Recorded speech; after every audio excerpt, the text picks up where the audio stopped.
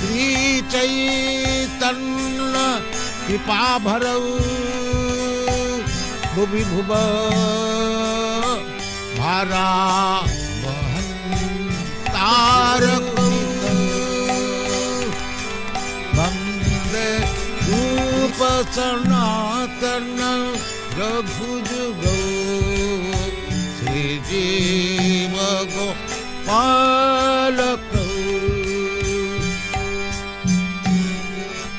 वंदे रूप सनातन रघुजुगौ श्री जीव गोपालक कृष्ण कीर्तन गान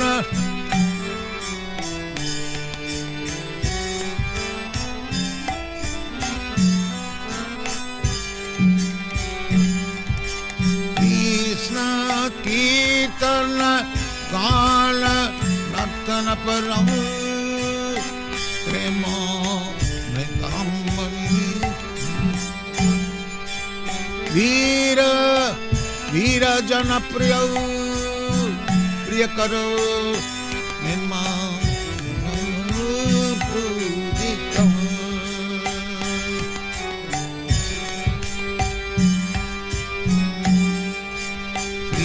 चैतन्य कृपा भरौ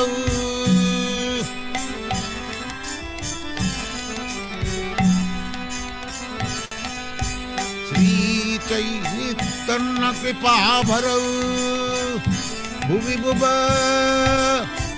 मारव अंतरक वंदे रूप सनातन रघुजुगौ श्री जीव गोपालक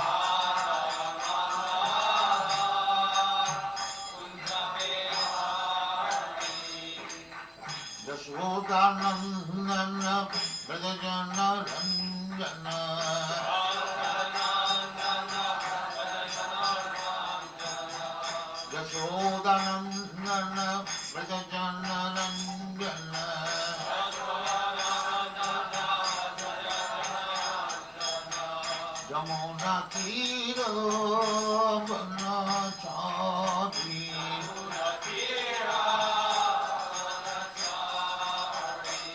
जमुना तीरो बना चारी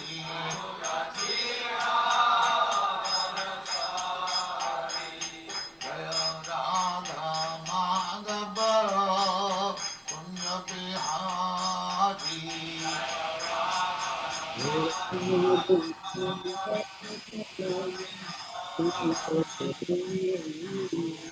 Vallabh Girivardhari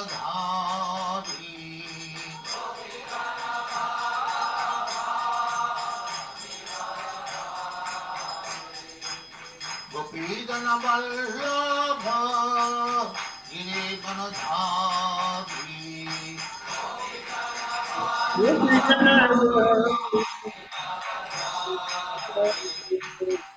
शोभानंदन ब्रजजन Ranjan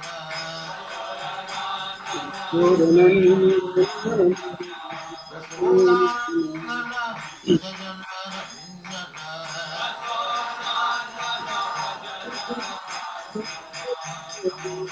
hero बनचारी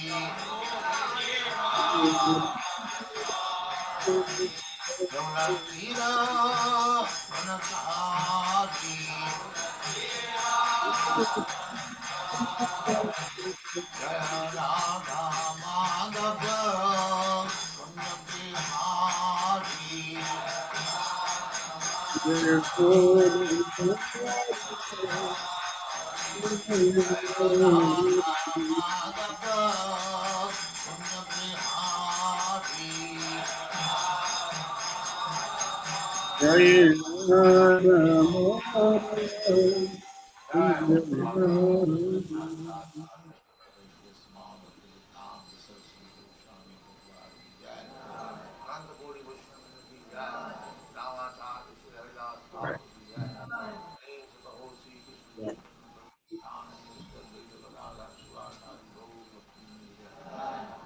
Radha Krishna Ko Gopna Sam Kund Radha Kund Vrindavan Dham ki jai,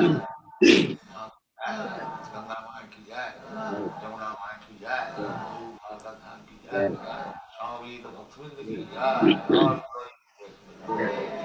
all glories to the It's 11 o'clock.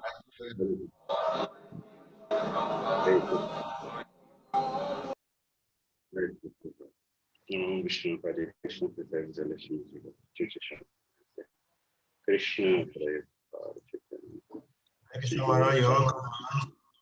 Hare Krishna. Hare Krishna.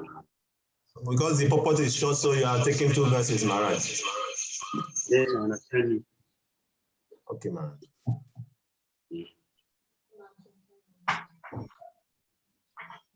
Om Namo Bhagavati Vasudevaya.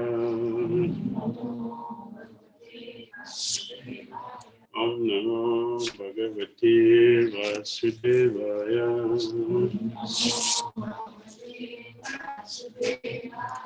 Om Namo Bhagavati Vasudevaya.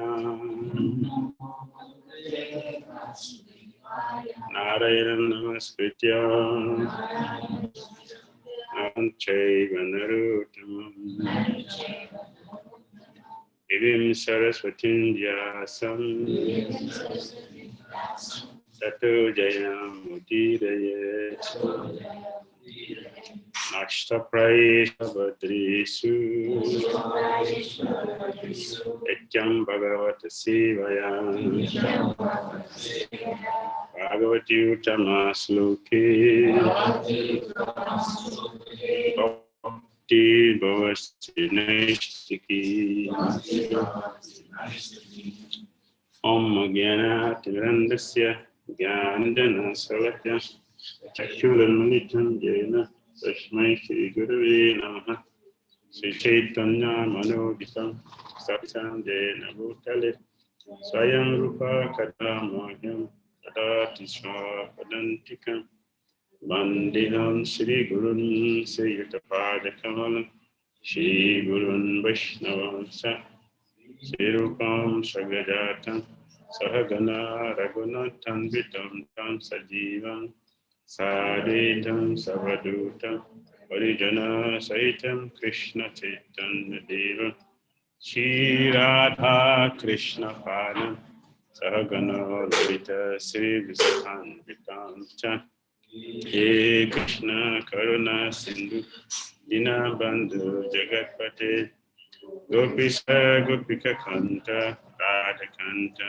Namostute Tapta Kanchana Gauringi Radhe Vrindavanishwari Vrisavan Sute Devi Namami Hari Priya Vanchakal Pataru Jascha Kripa Sandhya Vacha Patitanam Padnabhyo Vaishnavyo Namo Namaha Jai Shri Krishna Chaitanya Prabhu Nityananda Shri Advaita Gadadara Sri Vasari Gaura Bhakta Vrinda Hare Krishna Krishna Krishna Hare Hare Hare Rama Rama Rama Hare Hare Srimad Bhagavatam Ki Jai Srila Prabhupada Ki Sri Bhakti Siddhanta Saraswati Thakur Prabhupada Ki Hare Krishna.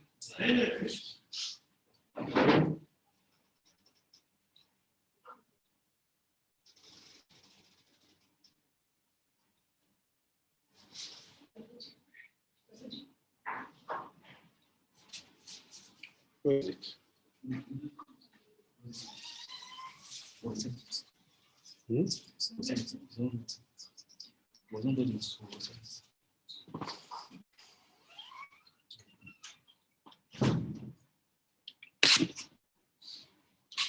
Today we are reading from Srimad Bhagavatam,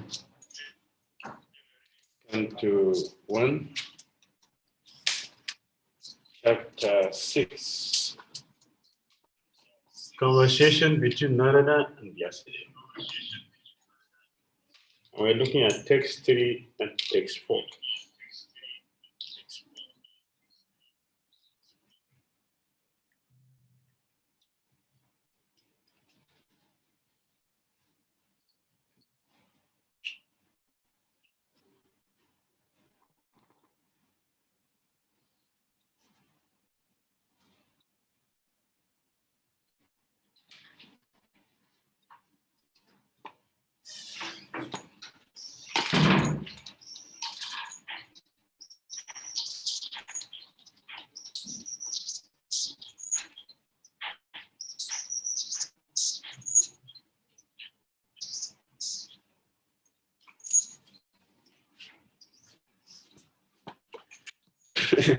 I just adjusting something. Swayambhuva Pritya Gartitante Panambaya Katam Kenam Udasha Shiki Kale Bhakti Kale Baram Sakkata Visham Visayam Vetam Smritim Te Munisatama Ahyesa Vya Badhat Kala Yesa Sarvanirakriti Swayambhuva, son of Brahma, Kaya, under what condition? Pritya, occupation. Vartitam was spent. Te, you. Param, after the annihilation. Vaya, duration of life. Katam, how? Cha, and. Idam, this. Udashrakshihi, did you quit? Kale, in due course. Prate, having attained. Kale varam, body. Translation and purport by the Divine Grace is Bhakti, Swami, Prabhupada Ki. O son of Brahma, how did you pass your life after initiation? And how do you attain this body, having quit your old one in due course? Purport. Sri Narada Muni, in his previous life, was just an ordinary servant. So how he became so perfectly transformed into the spiritual body of eternal life, bliss, and knowledge is certainly important. Sri Vyasadeva desired him to disclose the facts for everyone's satisfaction. That is text 3, text 4. Oh, great sage, time annihilates everything in due course. So how is it that this subject matter, which happened prior to this day of Brahma, is so fresh in the memory, undisturbed by time? Purport. As spirit is not annihilated, even after the annihilation of the material body, So also spiritual consciousness is not annihilated. Sri Narada developed this spiritual consciousness even when he had his material body in the previous kalpa. Consciousness of the material body means spiritual consciousness expressed through the medium of the material body. This consciousness is inferior, destructible, and perverted. But superconsciousness of the supramind in the spiritual plane is as good as the spirit soul and is never annihilated. That is the end of the purport of the Prabhupada to text 3 and 4 of Srimad Bhagavatam, chapter 1, chapter 6, entitled Conversation between Narada and Vyasadeva. Hare Krishna. Hare Krishna. If I understand correctly, today is the disappearance of His Divine Grace of Bhakti Siddhanta Saraswati Thakur in West. Correct? Okay. So we will look at text 3 and 4 as well as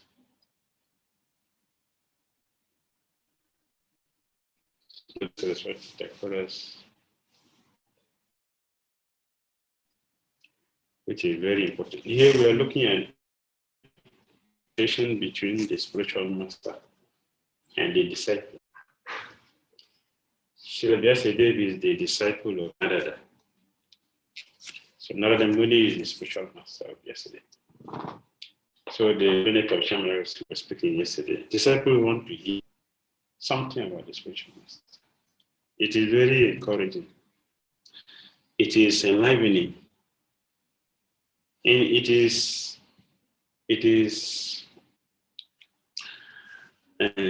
what they say, the energy giving.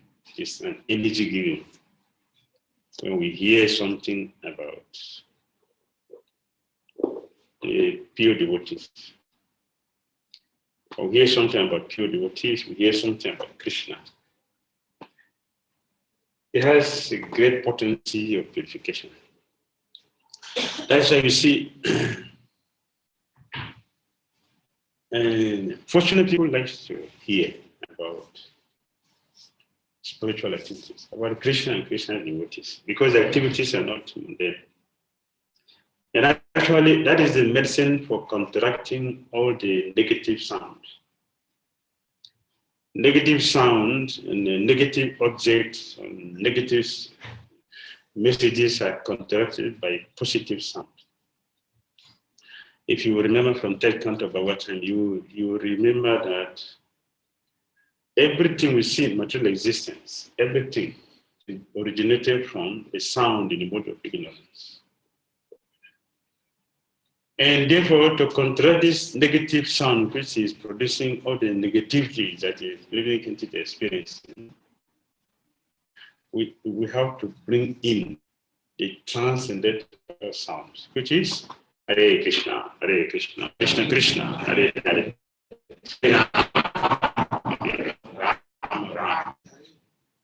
It is the opposite of the sound. This is the transcendental sound to counteract the negative sound. They have to hear about pure devotees and to hear about the supreme perception of Godhead. It is essential. That is the natural medicine. So basically wants to hear about his spiritual master. Also the Brahma, how did you pass your life after initiation? It's a very important question. What happens after initiation? And how did you attain this body, this transcendental body you have, having quit your old one in due course? So Prabhupada said it is, Narada Muni in his previous life was just an ordinary maid servant's son. Before he became the maid servant's son, he was a Gandharva. Upaharana. Upahara. Upahara. Upahara. So he's very beautiful Gandharva, very beautiful. And Gandharva, they are known for singing. That is your question, singing, because their voice is very sweet. But they sing just like the Bengalis or Bangladesh, or they sing the heart will melt. Why? The heart is also full of divinity. That's why we want to hear from divine soul, because the heart is full of divinity, and because divinity is the preoccupation and the compassion about this divinity is the impetus. Several life souls for those who are very fortunate want to hear from such personalities, because like Narayana told us already, the life of the Bhaktivedanta became attractive to me, Narayana said, not me, Narayana said. The life of the Bhaktivedanta became attractive. How? Because he had them. He was transformed. Narayana became transformed. So Vyasadi wants to know, what is the secret of transformation that you had in your life? How did you become transformed? As a Gandharva singing, and he was very invited, and he's very popular, he's very, very famous because of his beauty, because of his voice. All these are intoxications. Beauty is an intoxicant. Just like education, highly educated person, education is also an intoxicant. Money is intoxicant. Strength, power is intoxicant. Intelligence is intoxicant. All of them are very, very intoxicating, more than the alcohol. So the money was intoxicated, like his beauty and his good, sweet singing. Not only that, because he was also very handsome. Women follow him just like flies follow a saw. You know, you have a saw. They have a saw in the body. Flies will follow you automatically. So women follow him like that, both left and right. And how will you feel in such a situation? The ego will be competing with Mount Meru. So that was the situation with Narayana. So instead of singing, the glorious Lord Vishnu was singing for the demigod. He was glorifying demigod. The demigod became very disturbed. We call you for Vishnu. We didn't call you for demigod. We call you for Vishnu. What is this you're doing? Sing about Vishnu, you're singing about something else. Because of this intoxication, become a Shudra. So Narayana became a son of a maid servant.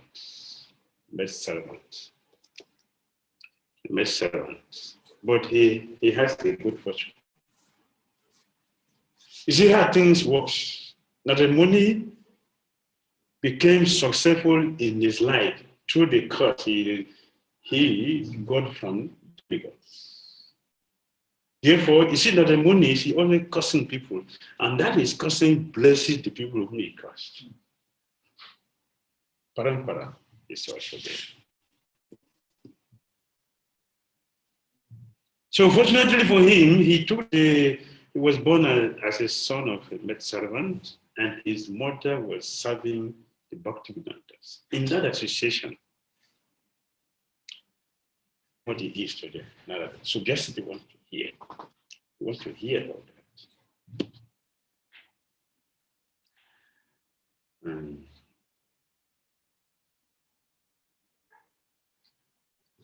The disciples should hear about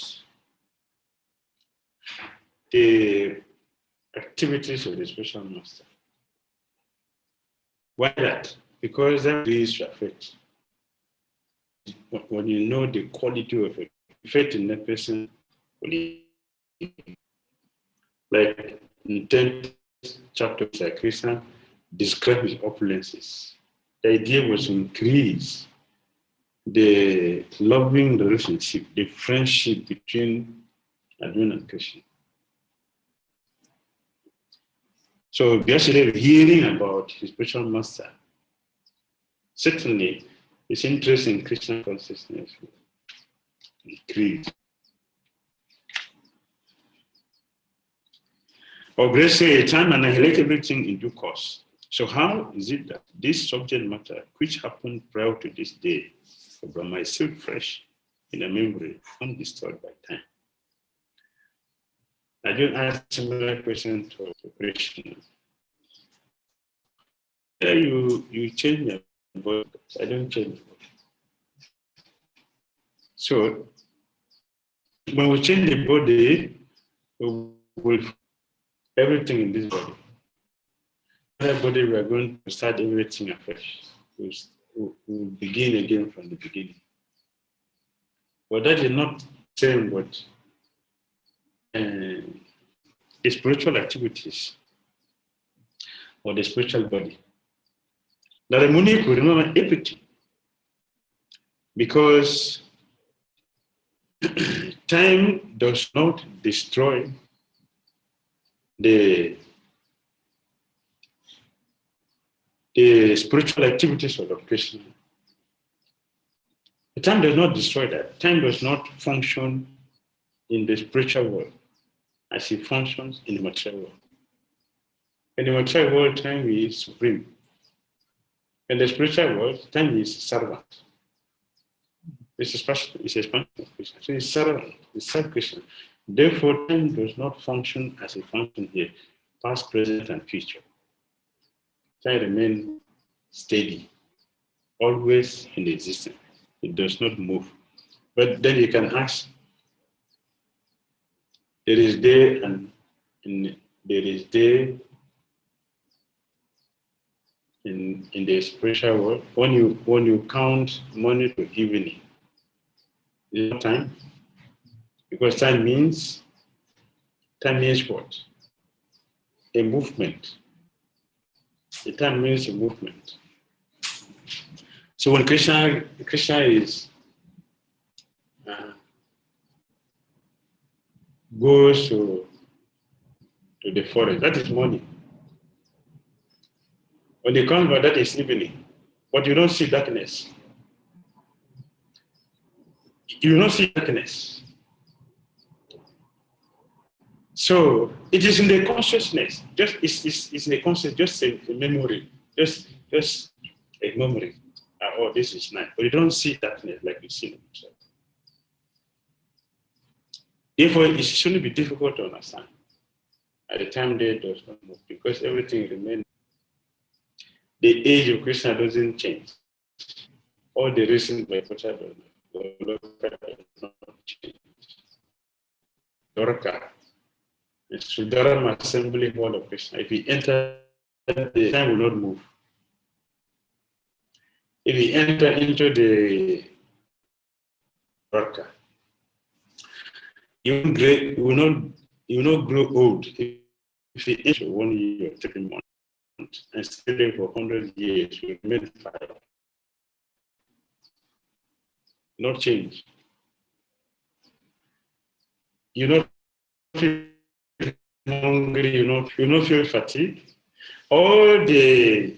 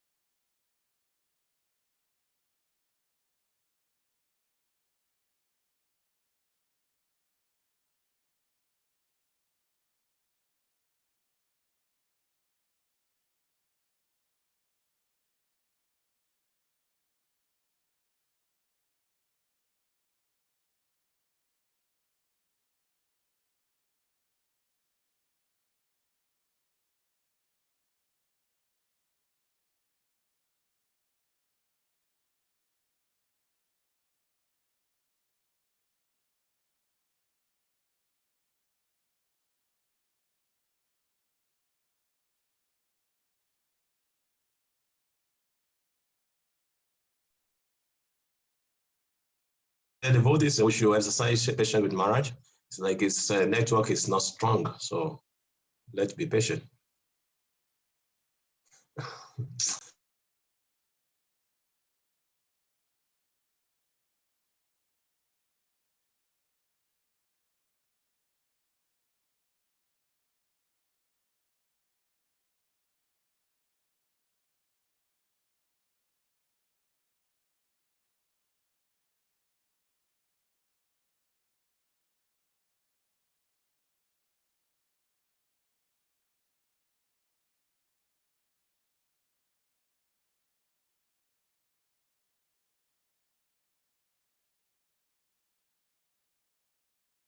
Hare Krishna,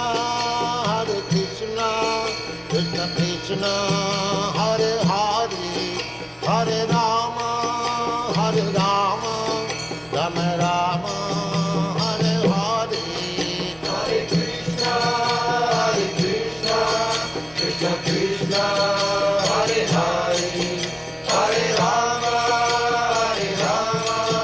Rama Rama, Hare Hare.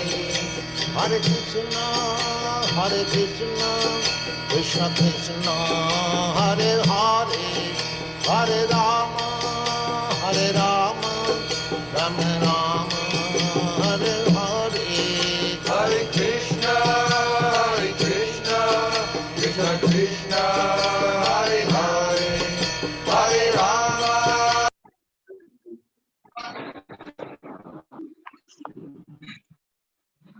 Sorry for the disconnection. As technology value it will leave you. This is still connecting again. This is connected.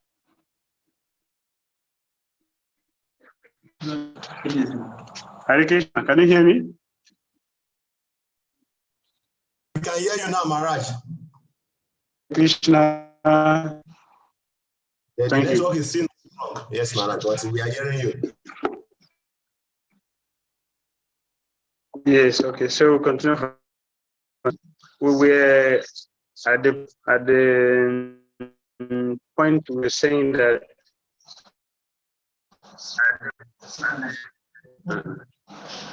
relevant in the spiritual world. That's in the material world, it is a master.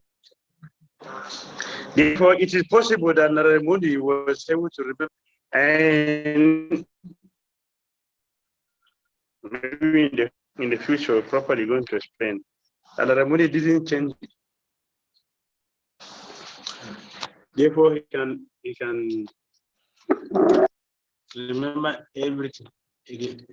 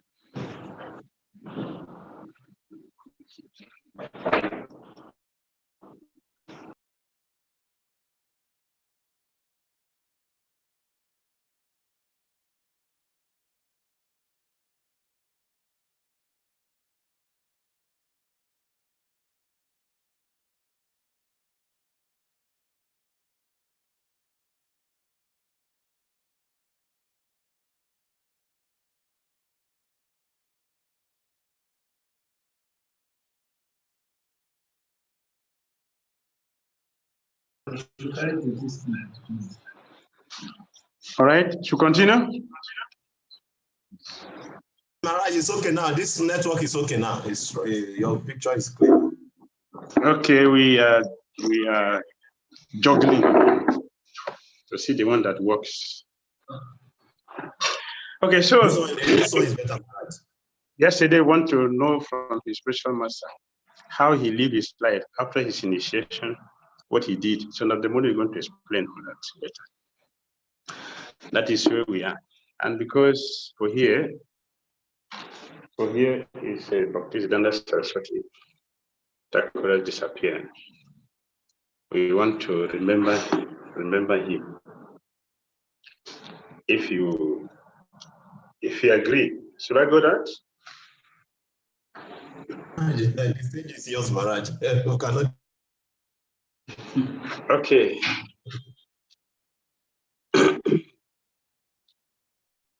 From the life of Srila Bhaktisiddhanta Saraswati Thakur.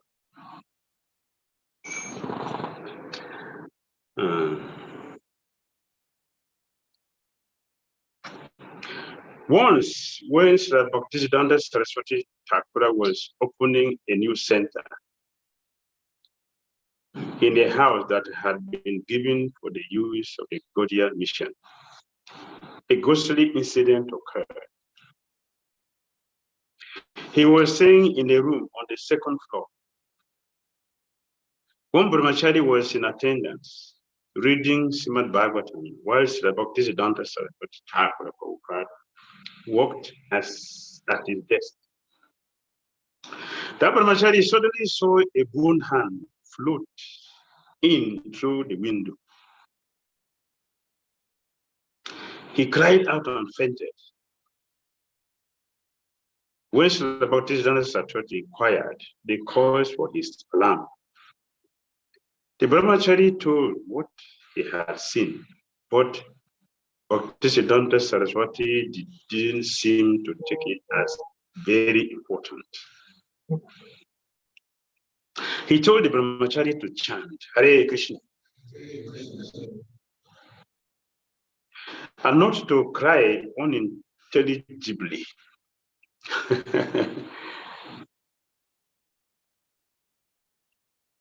Thereafter, the hand again appeared and floated into the room as if to grasp the neck of Bhaktisiddhanta Saraswati.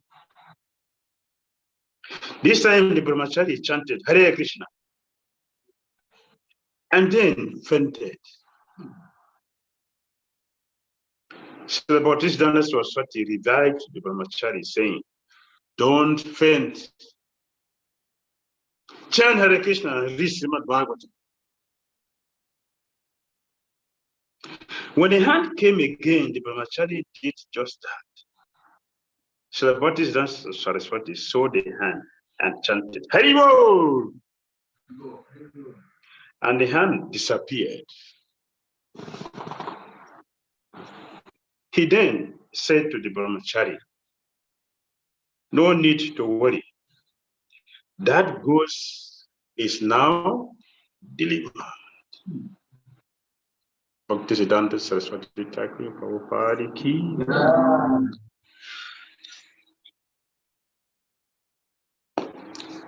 When there is a ghost in a place, what to do? What do you do? Chant Hare Krishna. In London, the same thing happened.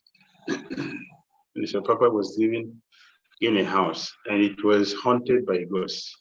Mr. Papa did the same thing. Send devotees to go and have kirtan there. After a while, the ghost disappeared. So the temple is erected there today. The devotees, thousands of people are worshiping very nicely. But that kind of chanting must be a pure one. That is a pure one. One devotee. No, not. Let me be specific. His Grace Ayendra Prabhu. Most of you know Ayendra Prabhu. He's a proper disciple. He lived in Vrindavan, and he's a kirtan performer. Many people have his music. Today, I was hearing some of his kirtan. So also a ghost attacked him. So he chanted Hare Krishna and didn't work. The ghost was chanting Hare Krishna. He chanted the Hare mantra. The ghost also was chanting.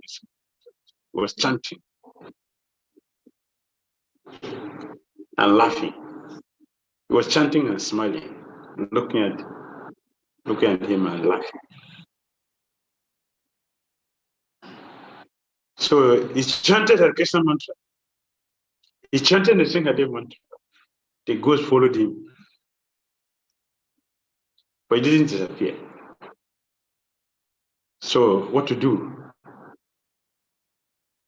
So Krishna inspired him. Chant Prabhupada, Prabhupada! Immediately he goes. As soon as he chanted Prabhupada, the ghost disappeared. So that is not to say that the mantra in Hare Krishna mantra is not potent, or the Nisingade mantra is not potent. We are not potent to go to chant like Bhakti Saraswati and deliver the ghosts. Especially if it's a Brahma Rakshasa. The Brahma Rakshasa, they know about the Hare Krishna mantra. They know Nisingade because the Brahmana, they have chanted also, so they can chant also and affect them. But when it's chanted, the pure devotee's name, the ghost couldn't stand disappear. Prabhupada. Prabhupada ki jai. So you should get the secret to chant. So Bhakti Saraswati, he chanted Hare Krishna mantra and the ghost was delivered. And he ordered the devotee, you should always chant Hare Krishna. And it is powerful. How can we become the guru? It's a question answered by Bhakti Saraswati. How can we become a guru? This is except from Prabhupada Upadeshamrita, a collection of the teachings of Srila Bhaktisiddhanta Saraswati, compiled by Sri Bhakti Mayuk Bhagavatam Maharaj and published in Bengali. The book is in the form of a series of questions composed by the compiler, with answers extracted from Srila Bhaktisiddhanta Saraswati's teachings. Can we make disciples? It's a question to Srila Bhaktisiddhanta Saraswati. We should not make disciples until we have become liberated or a pure devotee.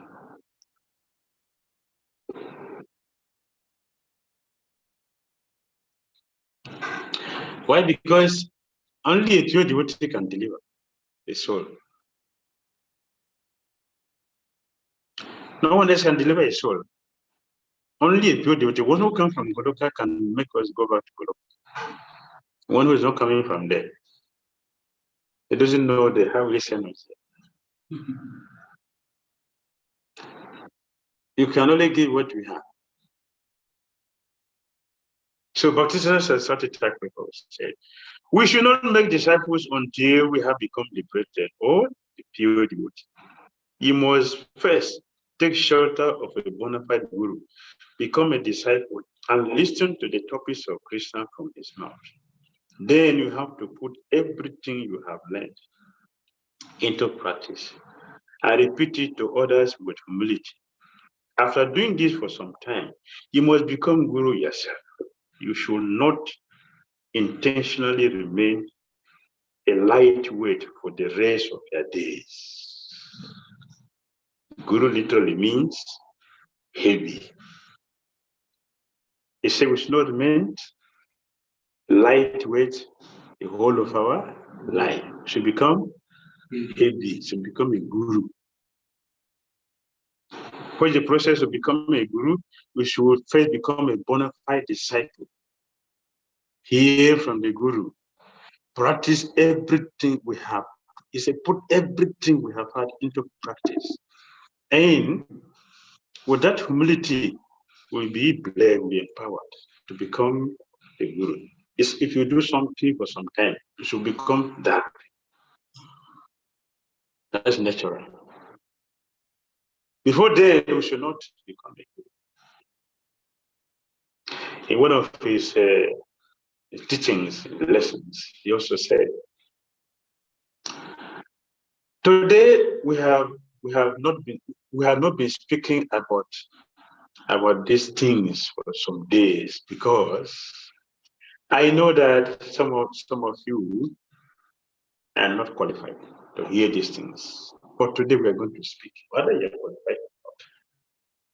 And it is very important. And anyone who has spent 15 years in this process should be able to become qualified. 15 years. This is what Bhakti Society gave.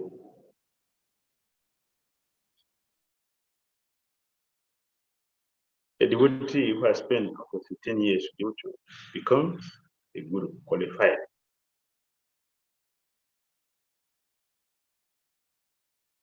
Means that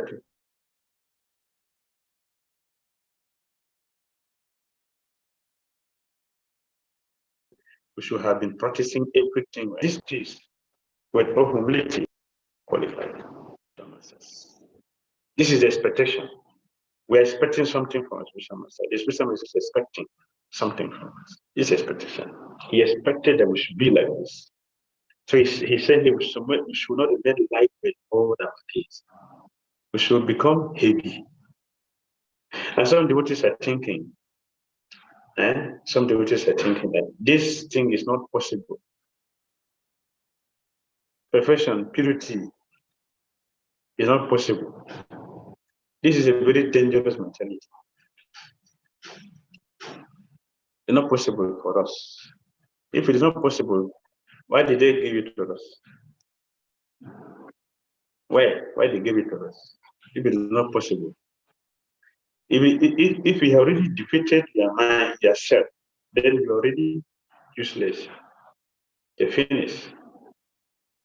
His Holiness Bhakti has taught us the mentality, the mood, every devotee. What is that? In one of his prayers, he said, I am a beggar who does not know how to beg. But my fortune is that I have someone who can beg. Who is that? A special master. So instead of a devotee thinking that I cannot become a devotee, it is better for us to follow the special master. They will make us devotee. By their training, by their teachings, and by our following what they are teaching us. Their costless mercy will help us to become heavy. This is a kind of self-deception. To become guru means to become a genuine devotee, engaging all of your senses in the service of Krishna at every moment. This does not mean that you absolutely have to make disciples. Even so, if it is God's will, some pure devotees teach Krishna consciousness for the benefit of others. They have no ulterior motive doing so. Their one and only purpose is to make the light heavy. That is, to turn those with no interest in Krishna towards him and make everyone into Krishna's devotees. I wish we understand this.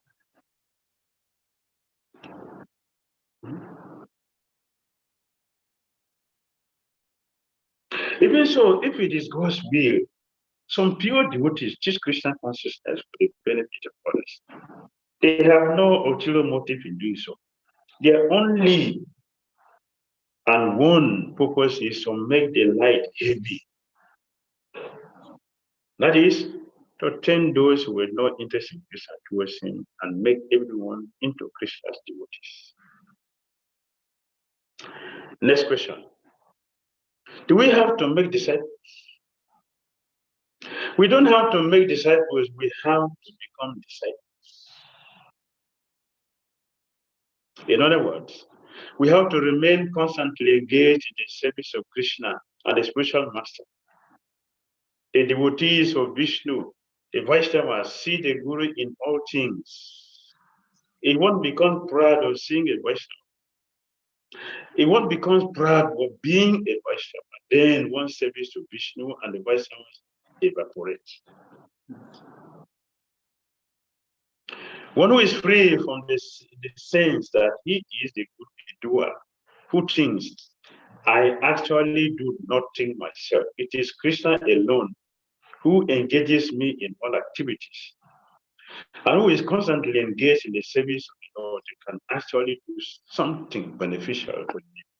ordinary souls by turning them towards Krishna. But it is not enough to make funny speeches about how you are not to the dweller. You have to genuinely feel that you are being made to act by the Lord.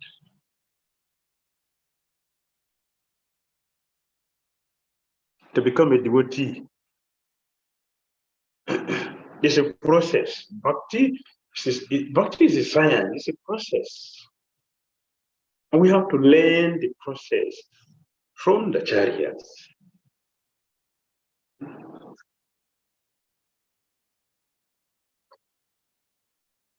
The devotees of Vishnu, the Vaishnavas, see the glory in all things. I am because I'm existing, I'm important, I am because of my Guru makes me. Whatever I am is a blessing of my spiritual master. This is the mentality, the mood, the consciousness a devotee should keep if we want to be successful and making the life become heavy.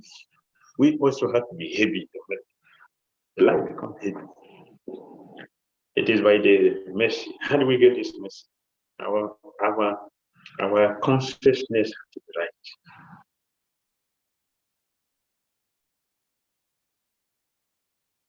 One who is free from the sense that it is the doer who thinks I actually do nothing myself. That does not mean I should not do nothing. Because I'm not the doer, so I shouldn't do anything. I just wait. Like Krishna, you are the doer of everything. So you fight the war.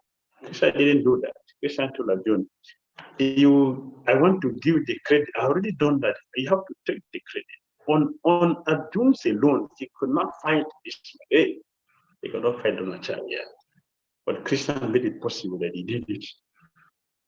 He passed through the ocean of Timingalas because of Krishna. It is Parampara that is our strength. It is our strength. To whimsically say that, yeah, I'm not a doer, that is not sufficient. I'm not doing nothing, that is not sufficient.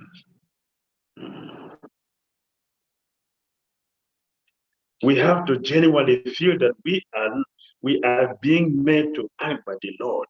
This should be clearly understood. Next question. Will I be able to make disciples? Dr. Saraswati Chakra. Give up your enviousness and show mercy to every living being by turning those who are currently indifferent to Krishna back towards him. Don't take up the role of spiritual master in order to do harm to others. Don't play as spiritual master with the intention of immersing yourself in sense object. Don't just dress up as spiritual master.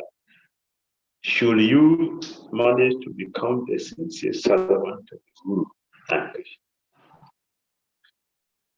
and acquire these blessings, then there will be nothing to fear. If not, however, you are doomed.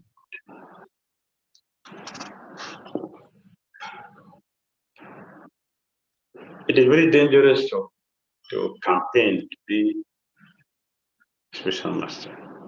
I know many people did it. Many people did.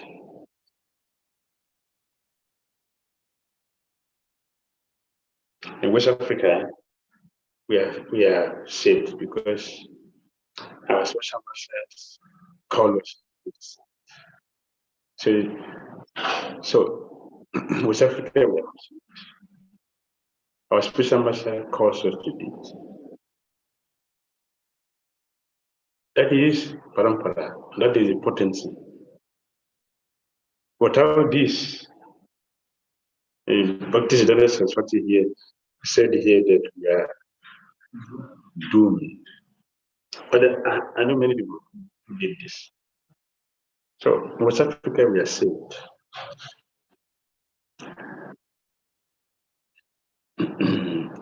His Grace Srivas Shari.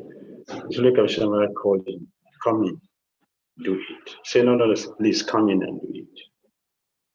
The same with the Solemn Bhakti Chariot. Sri Kavishama was called, come in and do something. This is our system. This is our potency. So you are saved. So you take full shelter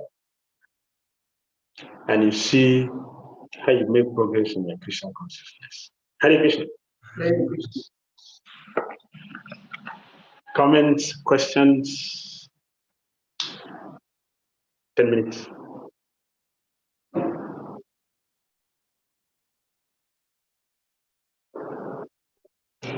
Yes, sir. Being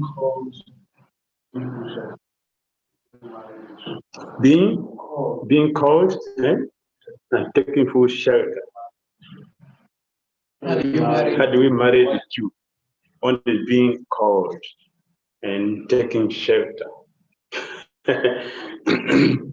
If you are taking shelter, you'll be called. If you are taking shelter of a bona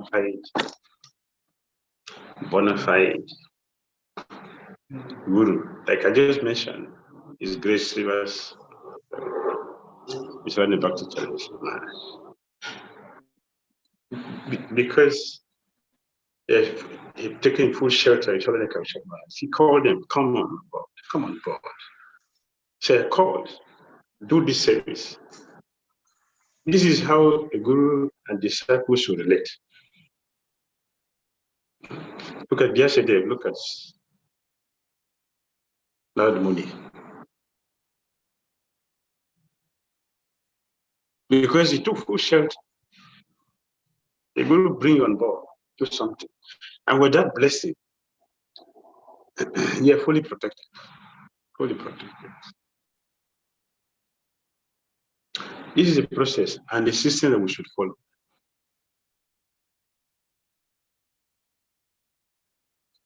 All right? Krishna Maharaj, we have 3 hands up from His Grace Gangash Prasad Prabhu. Please go ahead. Okay, Maharaj, Prabhu, please, you can mute yourself and ask Maharaj a question.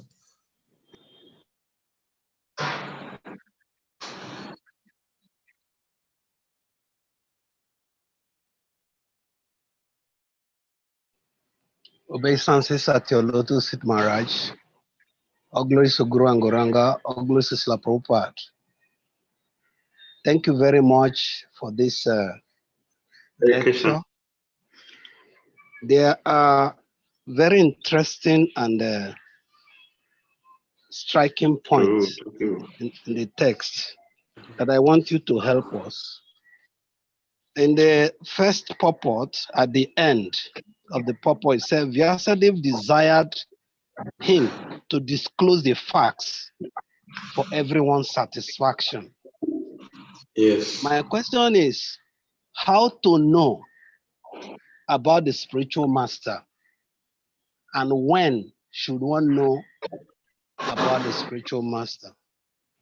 I may not be able to express this in words, but I can place it. Arjun was associating with Krishna, but it was only after he saw the universal form that he now apologized to Krishna. Oh, I've treated you like this, I've done this, I've done that. But Krishna exposed him to this.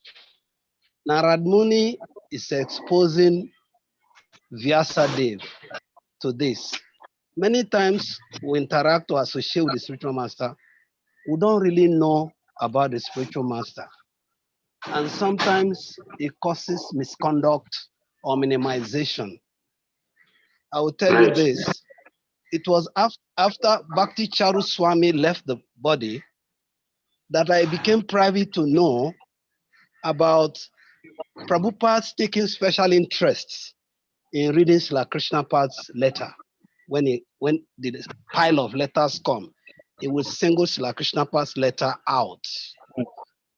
Prior to that time, I was not knowing how close, how dear Srila Krishna Pad was to Prabhupada.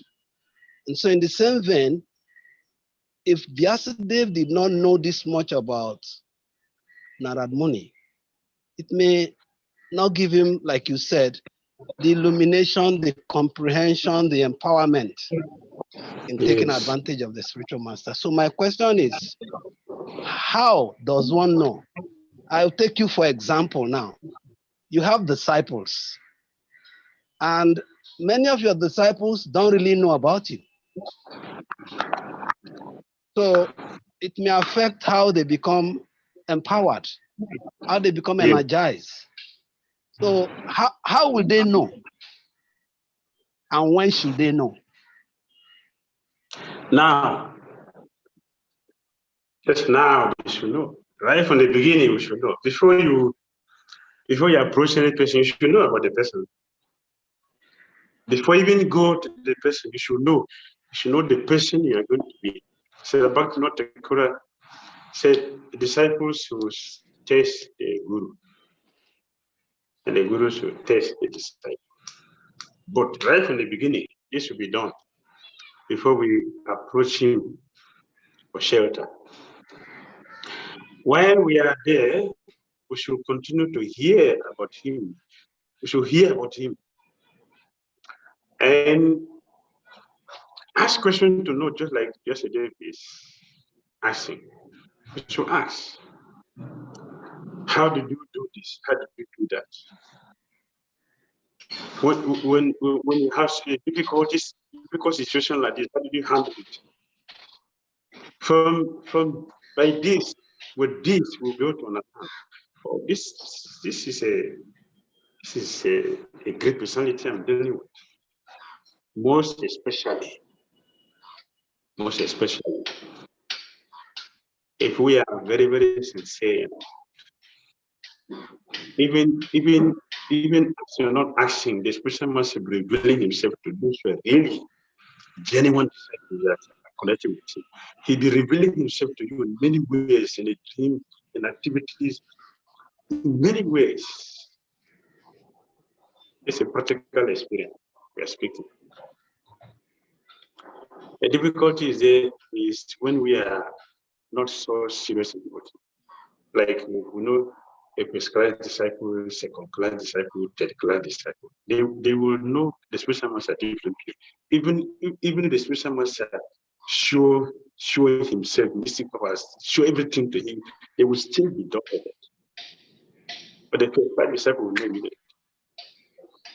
Because there's internal communication with everything is revealed.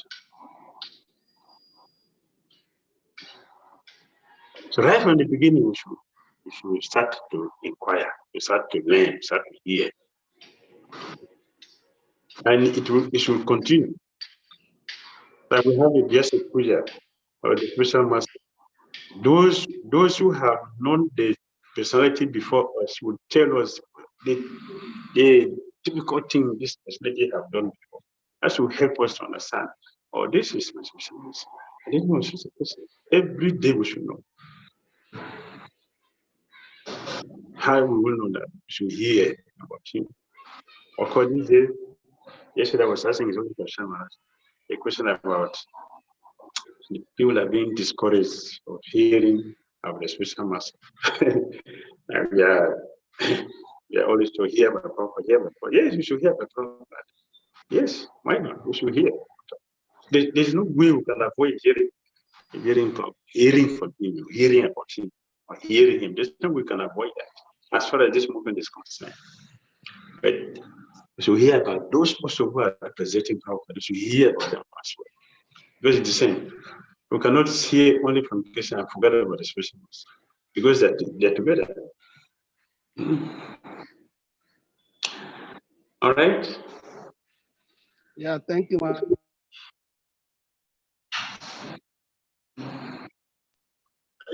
We have His Grace Saadi Prabhu.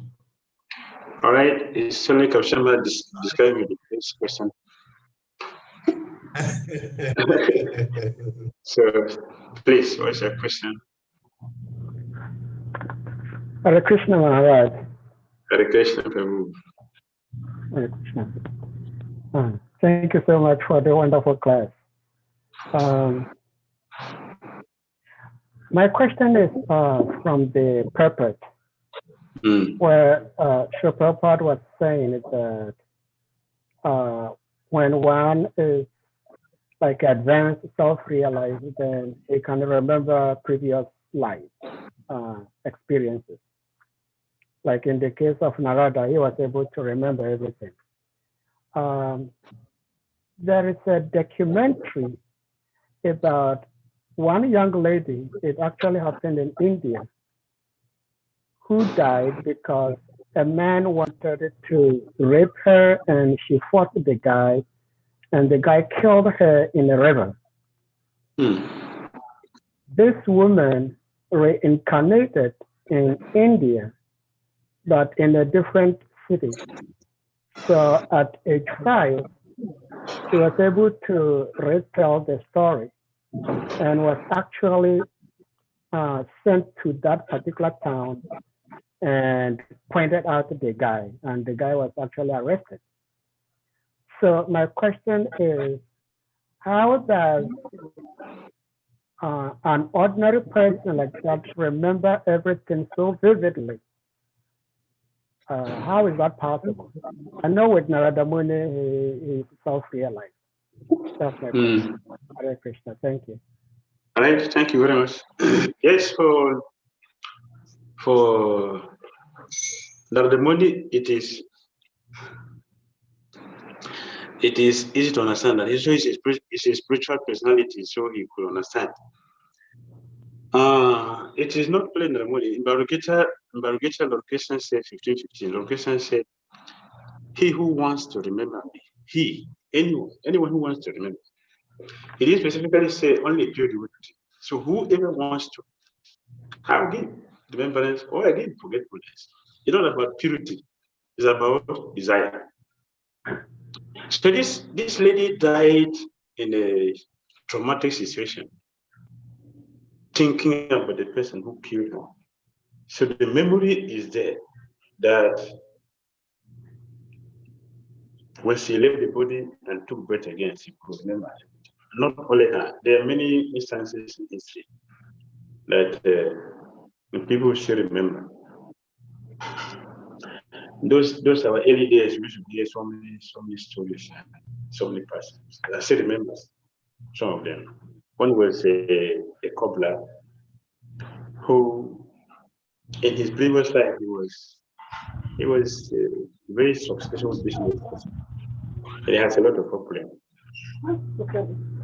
And he left the body.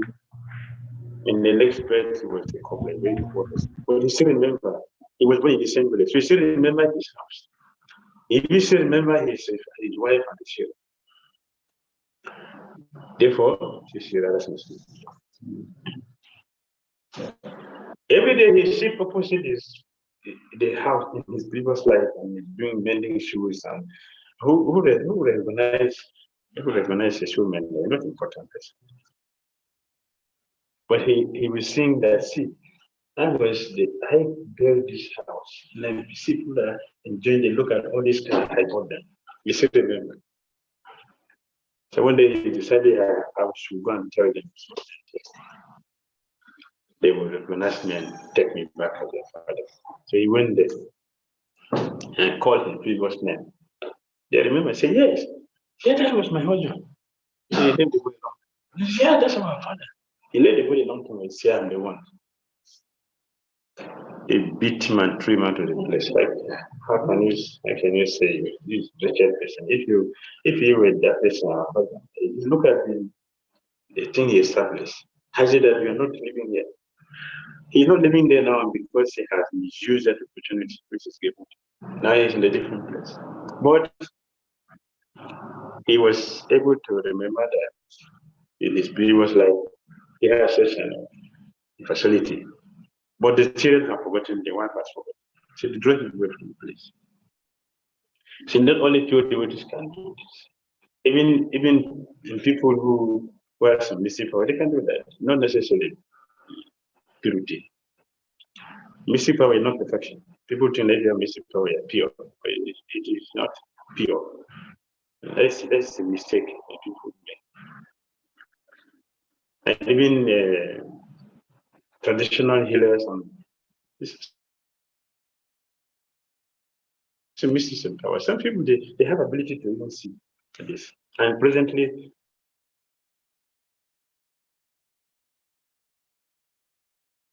there is a process of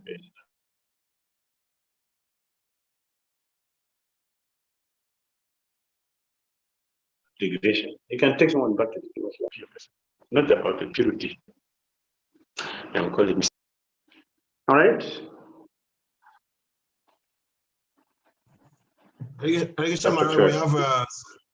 some question in the chat room by Keshava Prabhu. Okay. You want me to read it, Maharaj? Yes. Okay, it say, please accept my obeisances. But we are told that one can only take initiation from an Uttama Adhikari. Does a guru have to be fully conversant with Shastra? I appreciate your comments. Then again, he writes again, he said that we also see that Srila Prabhupada authorized then Radha Govinda Brahmachari Prabhu and Jayapataka Swami to initiate 50,000 disciples despite no personal association. These are his two questions. All right. What the scriptures say is that if there is an Uttama Adhikari present, we should go and take initiation from him. This is what the Shastra says. If the Uttama is not there, the Madhyam is there, we should also take. And even if Madhyam is not there, but the Kanisa is there, we should go and take. But we should know that if you have a Kanisa, Bhakti, you're not going to advance. You're not going to advance more than him. So the advancement will be very, very slow. If the neophyte disciples, because you have a neophyte. The same with the Madhyam. But you have the best opportunity if the Aguri is Uttama Bhakta. At the time I gave the order. By my order, you should become what's the qualification? Just try to understand the sense of Krishna. If you know the sense of Krishna, this is the order given. This order has changed many things.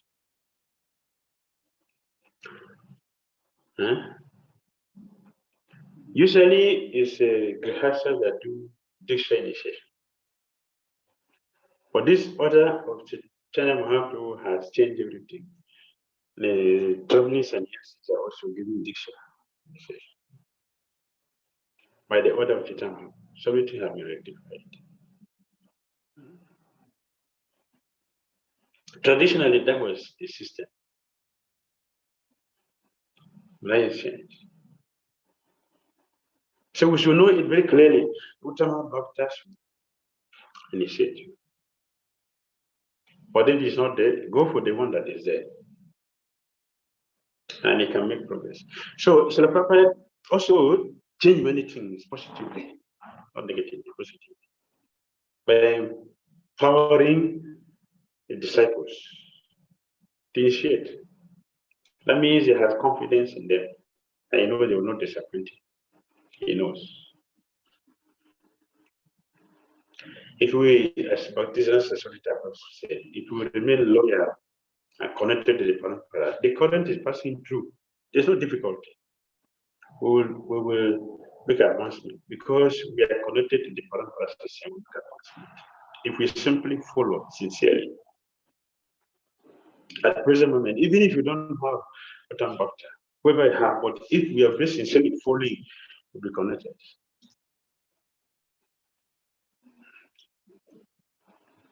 That is the wonderful opportunity you have in being in ISKCON. What Prabhupada has established for us. We don't lose anything. We don't have only our guru, we have our uncles and aunts. We have also seen Prabhupada who may be in that position. So we'll make advancement if you remain loyal, you remain sincere, in following on instructions that they give to us. Make advancement. All right? Yes, Maharaj. Maharaj, we have few hands up also, but it's great Kusha Prabhu will get now to ask you a question, Maharaj. Okay, which question is also? Hi, Krishna Maharaj. My humble obeisances. Happy New Year. What is that? Boom blast. Yeah, shall bomb them. Maharaj, my question, in the course of your lecture, you mentioned one who is 15 years in devotional service should become heavy, Yes. should become a Yes. guru, aspire to be a guru. So my question is there any material or spiritual punishment for anybody who frustrates those aspiring gurus to leave the movement? And can our present suffering as devotees have anything to do with us having frustrated any devotee at any point in time to give up the path of being a guru or being heavy after 30, 40 years? Definitely, all our actions have reactions. All. If we, our duty as a Bhakti Society Chakra, our duty is to help connect people to Krishna, but not to frustrate, discourage anyone from Krishna. If we act in any way that discourages people, let people be discouraged by their own whimsical nature, but not us. We should not participate in discouraging people. If we do that, certainly we're going to take our knowledge. We're going to pay for it because nothing goes in it. Our action will bring in the reaction, positive or negative. It is sure that we'll pay for it. People already have a lot of anxiety, and Prabhupada mentioned in Bhagavad Gita, chapter 13, text 8 to 12. Krishna mentioned 20 items here. One of them are ahimsa. And Prabhupada explained this point. Ahimsa does not mean not to harm somebody. People are already in anxiety. So much problem is in themselves. So if you don't help people to become Krishna conscious, we are committing violence. What about saying someone has made his or her effort to come to Krishna consciousness, and we are acting in such a way that the person is discouraging Krishna consciousness? That is wrong. We will pay for it. That's the one thing. The other part of it is that if we ourselves were very, very sincere, serious in Krishna consciousness, no material things can put us off from Krishna consciousness. Nobody can stop us from practicing Krishna consciousness. No amount of discouragement would stop us from practicing. For anyone to stop practicing Krishna consciousness, we ourselves we have a problem. Another person is simply an instrument facilitating. We shouldn't facilitate, but we should know that we ourselves are responsible.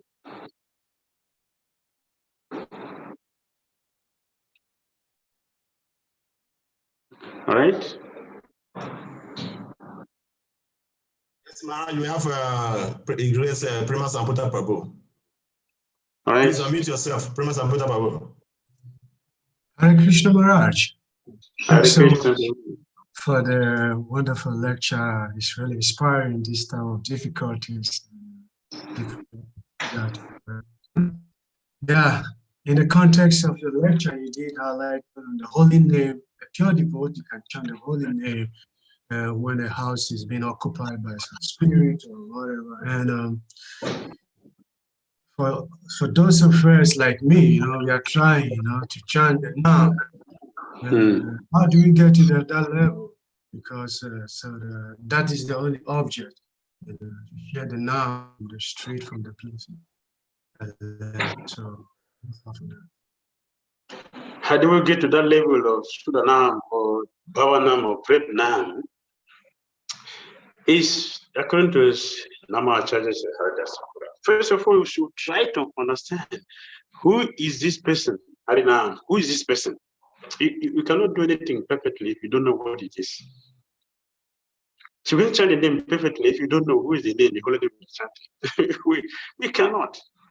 Only if we know it, then we have more interest, more understanding, more enthusiasm, and nobody can discourage them from chanting. Even if someone takes a bit from your hand or tell you, leave this movement, the person has not taken a mantra from your tongue. Yeah, when it becomes glued to the name, nothing else can happen. Nothing. So we have to understand who is the Harinam Prabhu that taking shelter. We should try to understand first. When we know that, we know our relationship. This is my greatest protector, my greatest friend, my greatest well-wisher. The only solution for my problems, all problems, the solution to all my problems, one who wishes me the best, one who is there for me at all times. When we know this person, naturally we would like to take shelter. Taking shelter of the holy name means that we will give ourselves to the name. We will chant the holy name with the mood of a friend, being a friend. I'm not going to chant the name to finish the serum and go. We will develop a very sweet relationship with the name. We become one with the name. We identify with the name. We become friends. We take shelter. This is the process. That with this mood, when we chant the name, Hare Krishna, the name will dance. And Lord Krishna will personally sit down to hear. The Krishna will sit with us to hear the name because it is very sweet and the Krishna is attracted by his name. This must be clearly understood and applied. And diligently, very carefully, trying to avoid Namaparad. Namaparad. Then we can live from Namaparad to Namabas. From Namabas, we can go to Babanam and Sudanam. Sudanam, Babanam, then Premnam. Yes, the 5 stages.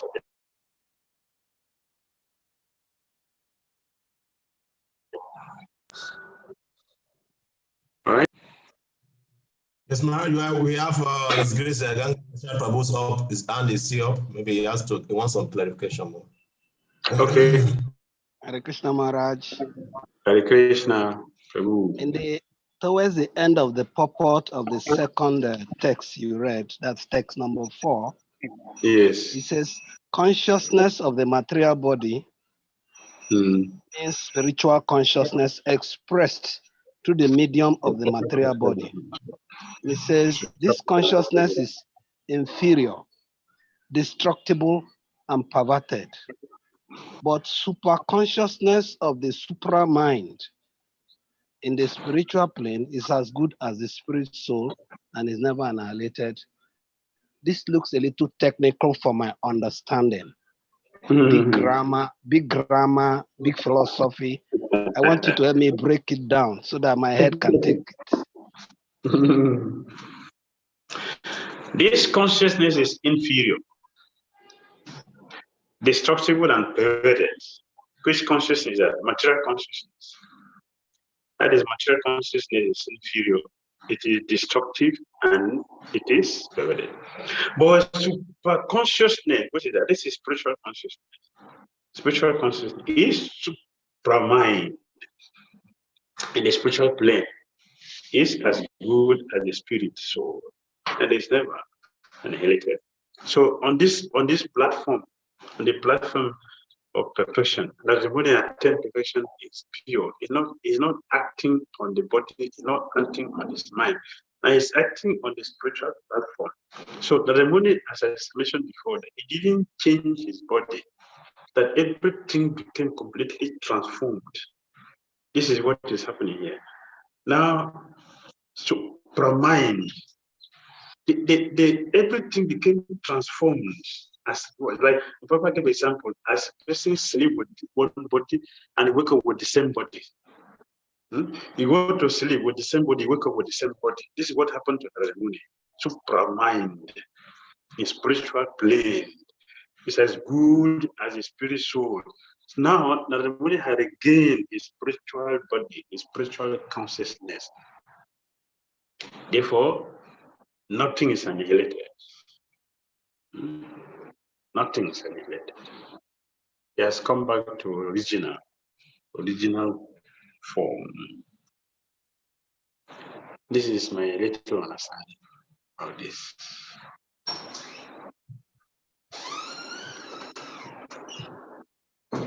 We have 2 more hands up. Is Grace Ade Prabhu? Please. And Pavitra Prabhu. There is 2 hands more, up more.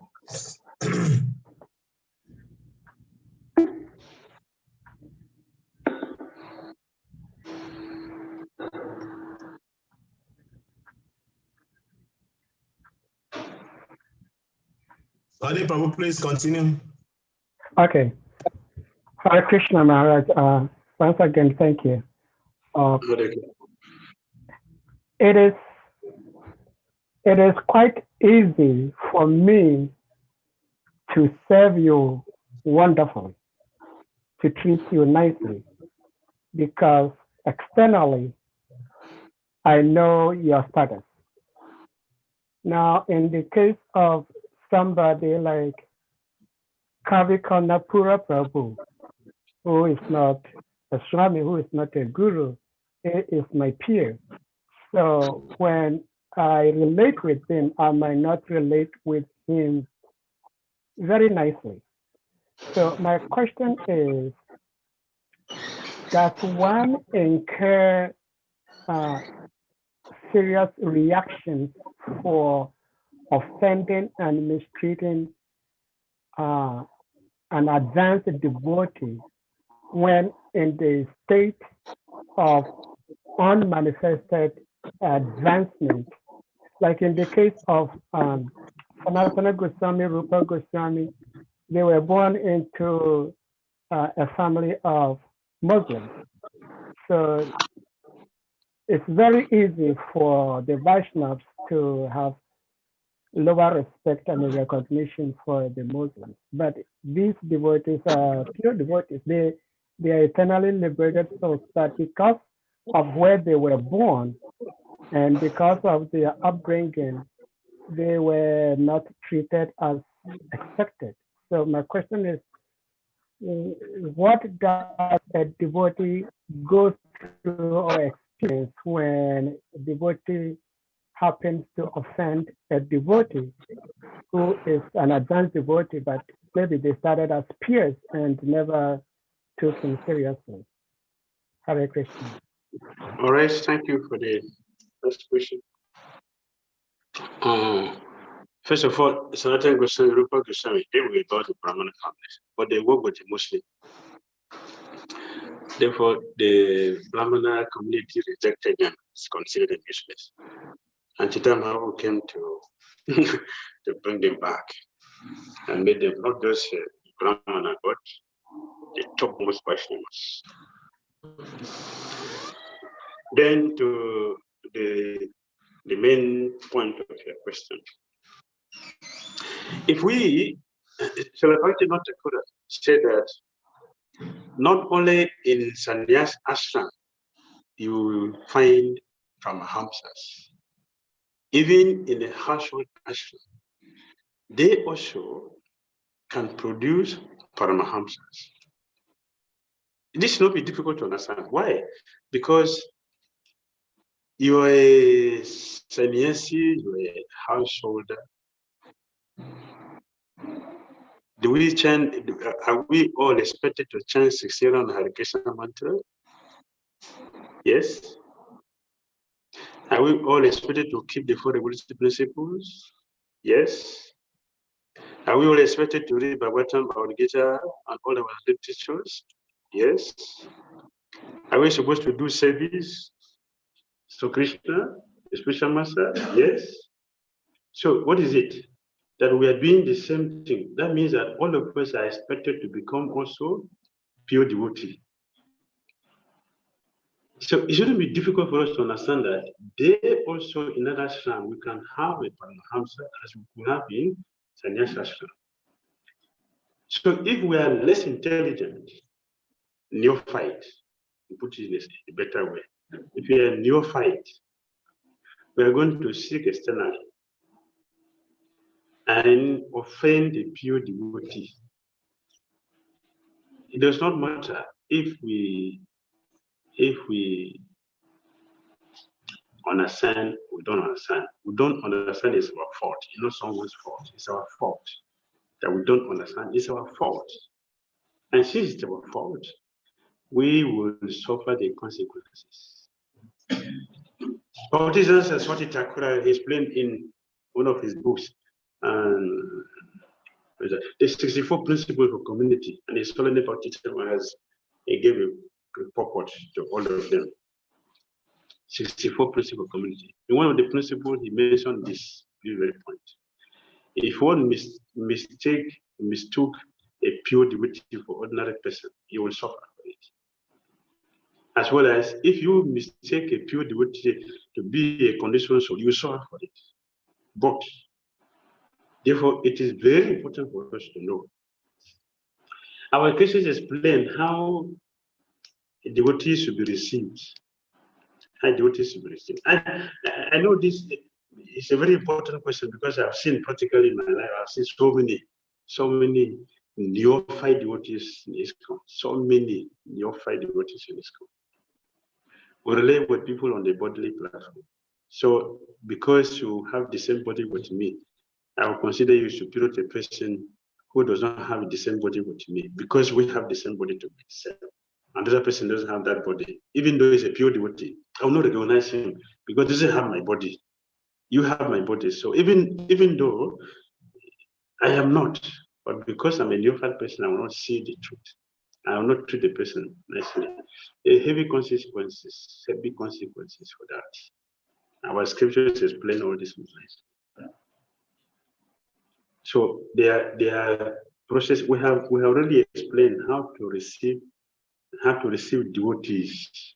We have explained many times how we should receive devotees.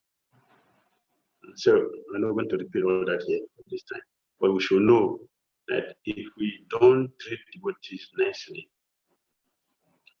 they will pay heavily for it. And the worst of all the offenses we commit is Vaishnava Parat. That is the worst of all the offenses that we commit, Vaishnava Parat. Vaishnava Parat will affect our japa, our service, will affect everything. So if there is anything a devotee should be afraid of, it's Vaishnava Parat. If anything we should be more careful with is Vaishnava Parat. Because Krishna consciousness does not depend on body. It doesn't depend on geographical calculations or situations. A pure devotee is a pure devotee. It can come from anywhere. So we see so many times. I mentioned it before. Maybe I should mention it again. I visited one temple, and the brahmachari, he didn't know whether he should offer business or not. He was so can African man be a guru, a sannyasi? Not India, not white, Africa. It's Jewish. So he was trying all business, for business. I was just laughing when I saw the drama. I was just laughing. How serious? Yeah, we have seen some of these nonsense is different. But knowledge is good because one can understand what is happening, and we take people as they are with the knowledge we have. So that makes us very happy and satisfied on Krishna consciousness. So if we make offense, we will pay for it. We should treat everyone kindly. We're going to discuss 2:30 here. I have never seen the 2:30. So I think I should close here because I have to prepare for my next lecture at 2:30. Thank you very much, Maharaj. Although we have His Grace Pavitra Prabhu, we don't have time. Krishna Maharaj, His Grace Pavitra Prabhu is answers up, or since you don't have time, maybe we have to stop here, Maharaj.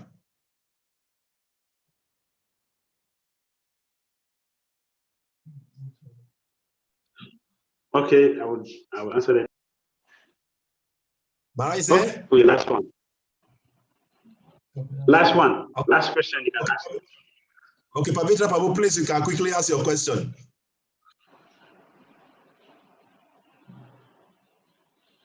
Unmute yourself, Prabhu. Pavitra Prabhu, unmute yourself and ask your question, please. Maharaj doesn't have time. Hare Krishna. Hare Krishna, Prabhu. Maharaj, Thank you for the nice class. Last 2 Thank days, I just gave class, and Kabichanda Maharaj said I should come back to encourage to distribute books. Yes. But it is said that half education is dangerous. I've started studying Bhagavatam. I want to complete. Can I complete or I just come now? You should have asked Maharaj yesterday when he told you that. You should have asked him. He said something directly to you. He will be the best person to answer it. Why didn't ask him that time? You're not late. You can write him and ask him. Say, Maharaj, I have told you about welcome to 10 countries, to 9 countries, then 10, 11, 12. Only three countries in What is his opinion? You can ask him. Please write him this way. Thank you, Maharaj. Hare Krishna. Hare Krishna. Shri Prabhupada ki jai, Shri Bhagavatam ki jai, Shri Bhakti Danda Saraswati Thakur ki jai. Hare Krishna, Hare Krishna, Krishna Krishna, Hare Hare, Hare Rama, Hare Rama, Rama Rama, Hare Hare. Thank you, Maharaj. Krishna.